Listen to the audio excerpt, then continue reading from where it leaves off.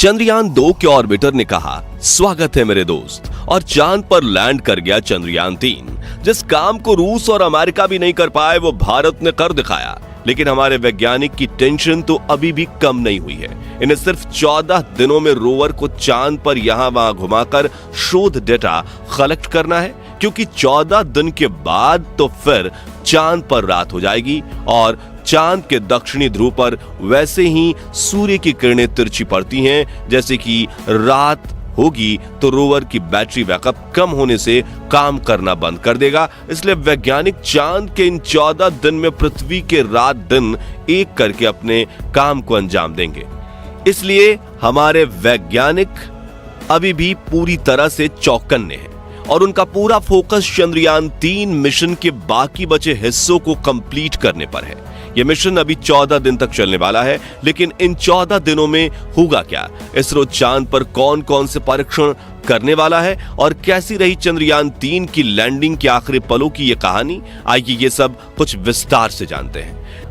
करोड़ों लोग इसकी लैंडिंग को शाम से ही लाइव देख रहे थे और जैसे ही हमारे विक्रम लैंडर ने चांद की सतह पर सॉफ्ट लैंड किया, लोग खुशी के मारे चिल्लाने लगे और हर तरफ आतिशबाजी शुरू हो गई, क्योंकि सबको मालूम है कि यह मिशन हमारे लिए कितना ज्यादा महत्वपूर्ण है। बहुत सारे देश जो भारत से जलते हैं और जिन्होंने चंद्रयान-2 के फेलियर पर हमारा मजाक बनाया था, उन सब की बोलती बंद हो गई है। चंद्रयान-3 की सफलता उन सभी देशों के मुंह पर एक करारा तमाचा है जो भारत की क्षमता पर शक करते हैं।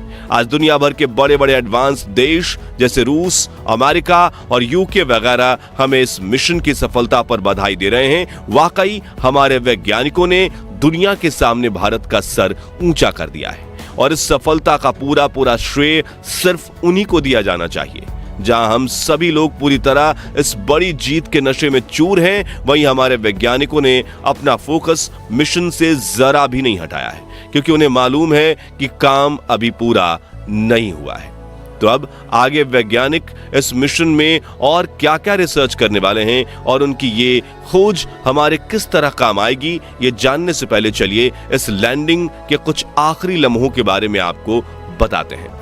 दोस्तों, हमारे चंद्रयान-3 का विक्रम लैंडर 17 अगस्त के दिन अपने प्रपल्शन मॉड्यूल से अलग हुआ था और सही मायनों में देखें तो इसी सेपरेशन के साथ उल्टी गिनती लैंडिंग की चालू हो गई थी। दरअसल इसके बाद विक्रम लैंडर को बहुत तेजी से चांद की सतह की तरफ नीचे लाया गया, जिसके चलते 3 दिन के अंदर यानी 20 अगस्त को सतह से इसकी दूरी सिर्फ 25 किलोमीटर रह गई।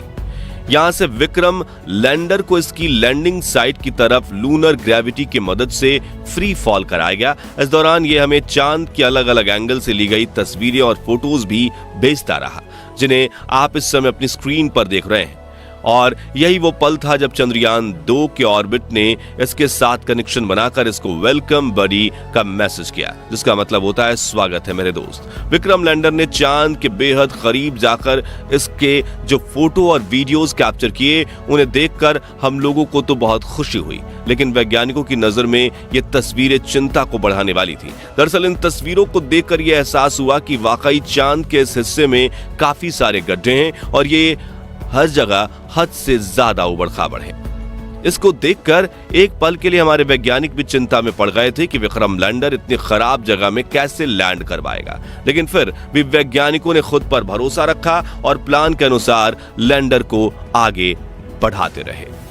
आखिरकार वो पल आ गया जब विक्रम लैंडर चांद की सतह पर उतरने के बिल्कुल करीब था। लैंडिंग का समय शाम 6:04 रखा गया, लेकिन इसकी लाइव स्ट्रीमिंग करीब 45 मिनट पहले शाम 5:20 पे ही शुरू हो गई थी। चंद्रयान बिल्कुल वैसे ही आगे बढ़ रहा था, लेकिन फिर भी हर एक बीतते पल के साथ लोगों की धड़कनें बढ़ती जा रही थी। दरअसल चंद्रयान लोगों के सामने एकदम लाइव आगे बढ़ रहा था और लोगों के मन में बस एक ही बात चल रही थी कि अब कोई अनहोनी ना हो जाए, और ना जाने कितने लोगों ने इस मिशन के कामयाब होने की प्रार्थना भी की होगी। तकरीबन 40 मिनट लाइव स्ट्रीम होने के बाद आखिरकार वो पल आया जब चंद्रयान-3 ने चांद के दक्षिणी ध्रुव की जमीन को टच किया और इसरो के सफल सॉफ्ट लैंडिंग होने की अनाउंसमेंट सुनते ही पूरा देश खुशी से झूम उठा। सालों की मेहनत, करोड़ों अरबों के कैलकुलेशंस, वैज्ञानिकों की ना जाने कितनी स्लीपलेस नाइट्स वो सब कुछ वसूल हो गई।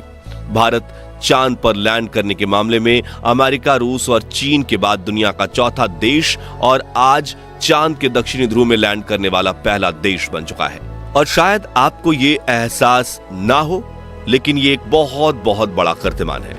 हमारे इस मिशन के दौरान ही रूस ने अपना लूना 25 मिशन लॉन्च करके चांद के इस इलाके में हमसे पहले उतरने की कोशिश की थी, लेकिन रूस के लैंडर को मुंह की खानी पड़ी और लैंड करने से 2 दिन पहले ही ये चांद पर औंधे मुंह क्रैश हो गया। आप सोच कर देखिए, जिस मिशन को रोसकॉस्मोस जैसी एडवांस मानी जाने वाली स्पेस एजेंसी भी अंजाम तक नहीं पहुंचा सकी, उसे इसरो ने कर दिखाया।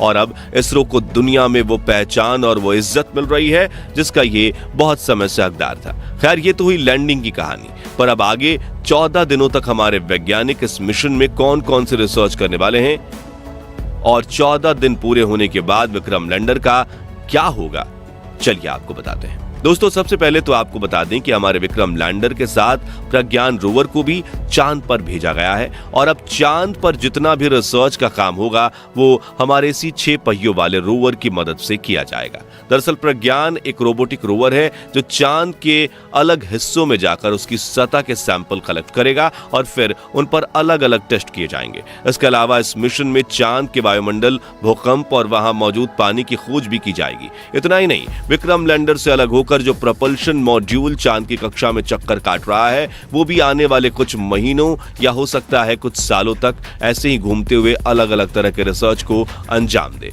हमारे इसरो के वैज्ञानिक प्रपल्शन मॉड्यूल की मदद से पृथ्वी के वायुमंडल पर कुछ जरूरी रिसर्च करेंगे और इस रिसर्च से प्राप्त डेटा का इस्तेमाल दूसरे ग्रहों पर जीवन की खोज करने में काम आएगा।